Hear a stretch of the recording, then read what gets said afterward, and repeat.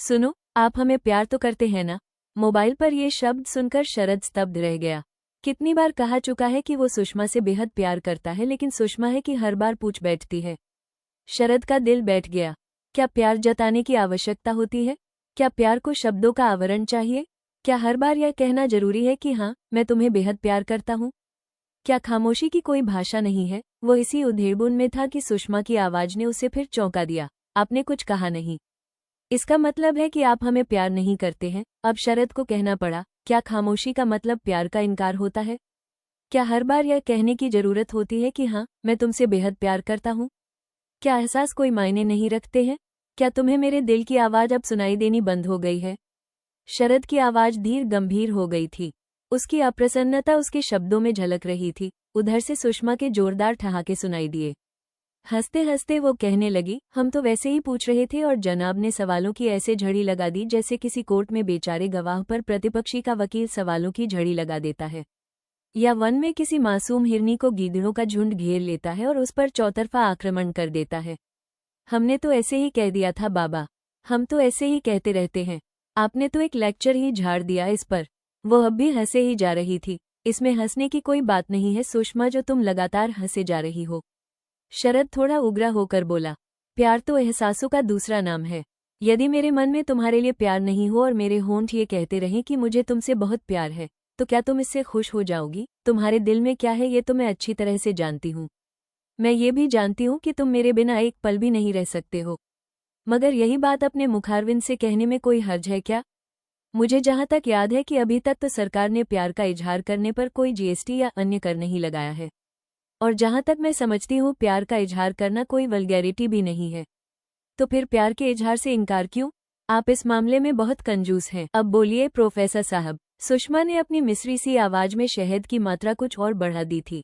प्यार का इजहार केवल शब्दों से ही नहीं होता है सुषमा, हाव भाव, खामोशी और प्रतीकों से भी होता है। मेरी समझ में तो यह आता है कि वो प्यार ही क्या जिसे इजहार करना पड़े। प्यार तो आंखों से बरसता है, लबों से महकता है, हंसी से मुस्कुराता है, गालों की लाली से छलकता है, हर भंगिमा से दमकता है। उसे शब्दों के श्रृंगार की आवश्यकता नहीं है। श्रृंगार तो वो करते हैं जो कुदरती सुंदर नहीं होते हैं। सुंदर व्यक्ति को आडंबर की आवश्यकता नहीं होती है। इसी तरह प्यार को भी किसी शब्द की आवश्यकता नहीं है। इसके अलावा आपको भी पता है और मुझे भी कि आप हमें बेहद प्यार करती हैं, लेकिन मैंने तो कभी भी आपसे नहीं पूछा कि आप हमें प्यार करती हैं या नहीं। इतनी लंबी तकरीर सुनकर सुषमा अपनी हंसी रोकते हुए बोली, ये आपकी गलती है। आपने पूछा क्यों नहीं अब तक? आप पूछते तो हम तो झट से कह देते कि हाँ, हम आपसे बहुत ज्यादा प्यार करते हैं। इतना करते हैं कि बता नहीं सकते हैं। मगर एक आप है कि दो शब्द कहते नहीं बनता है और लंबी लंबी तकरीर करने लग जाते हैं। कंजूस कहीं के। सुबह सुबह से ही प्रवचन शुरू हो जाते हैं जनाब के। लेकिन हमें तो आपके ये प्रवचन बहुत प्यारे लगते हैं। आपकी धीर गंभीर आवाज हमें बहुत अच्छी लगती है, इसलिए हम आपको बार बार छेड़ते रहते हैं जिससे कि आपके प्रवचन सुनने को मिल जाएं। पता है ना कि आप सच में बहुत अच्छे प्रवचन देते हैं। काश हम आपकी स्टूडेंट होते और आप हमारे प्रोफेसर। हम तो दिन भर बस आपके लेक्चर ही सुनते रहते और कुछ करते ही नहीं। अब सुषमा की बातों में प्रेम की वर्षा होने लगी। शरद पूरी तरह भीग चुका था उसकी प्रेम वर्षा में, मगर उसका मन अभी भरा नहीं था और भीगने की इच्छा हो रही थी उसकी। वो बोला, अगर तुम मेरी स्टूडेंट होती तो कुछ पढ़ती लिखती तो बिल्कुल नहीं, बस सामने बैठकर हमें एकटक देखती रहती। और पता है इससे हम कितने डिस्टर्ब होते? इस हरकत पर हम तुम्हें बहुत पनिश करते। शरद उसे डांटने के अंदाज में बोला, हाय, हमें पनिश करते? अपनी माशूका को पनिश करते? हाँ, कर सकते हो हमें पनिश। आखिर पत्थर दिल जो हो, भावनाएं तो जैसे है ही नहीं। हमारा तो मुकद्दर ही खराब है जो ऐसे पत्थर दिल इंसान से पाला पड़ा है। हाय सुषमा, अब क्या होगा तेरा? प्रोफेसर साहब तो तुझे पनिश करने पर आमादा हैं। चल फूट ले चुपचाप यहाँ से। वह हंसते हुए कहने लगी, ऐसे कैसे जाने देंगे तुम्हें? अच्छा, तो क्या अब हाथ पकड़ेंगे हमारा? बीच बाजार में हाथ पकड़ेंगे आप? आपको ये शोभा देगा? एक प्रोफेसर ये सब करेगा और स्टूडेंट्स ये सब देखेंगे तो अच्छा लगेगा आपको? आपकी शोहरत में चार चांद नहीं लग जाएंगे क्या?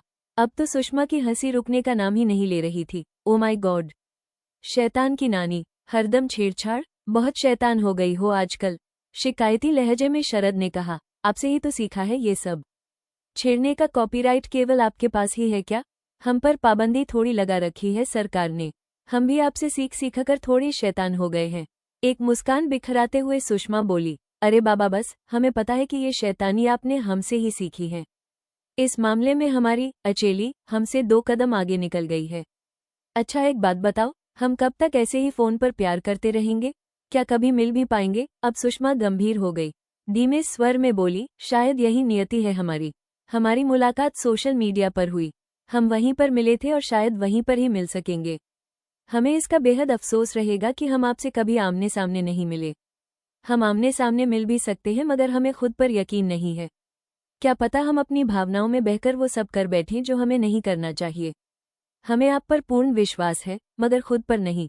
हमने 1-2 बार मिलने के बारे में सोचा भी था मगर जब ये ख्याल मन में आया तो सच कहें हमने मिलने का प्रोग्राम रद्द कर दिया।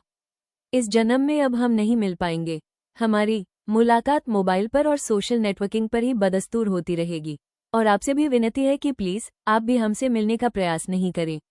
हम अपने भगवान से रोज प्रार्थना करते हैं कि हमें अगले जन्म में इतना योग्य बना दे कि हम आपके वाम अंग में बैठ सकें। हमारी प्रार्थना बस इतनी सी है कि इस जन्म में तो नहीं मगर अगले जन्म में तो आमने सामने आपसे मुलाकात हो जाए। आपके स्पर्श का एहसास हम कर सके, आपकी धड़कनों को महसूस कर सके, आपकी सांसों की गर्मी पाकर हम पूरी तरह से पिघल जाएं और आप में समा जाए। बोलिए, क्या इतनी सी प्रार्थना भी नहीं सुनेंगे भगवान? उसकी आवाज भीग गई थी। दुनिया भर का दर्द उमड़ आया था इन शब्दों में। हाँ हाँ सुनेंगे, जरूर सुनेंगे। वे भगवान हैं आखिर, सबकी सुनते हैं तो तुम्हारी भी अवश्य ही सुनेंगे। अगले जन्म का हमें भी इंतजार रहेगा सुषमा। बस एक बार तुम्हें महसूस करना चाहते हैं। ईश्वर इतने भी निष्ठुर नहीं है। अगले जन्म में तुम मेरी पत्नी बनोगी, ये तय है। शरद की आंखें भी अब नम हो गई थीं।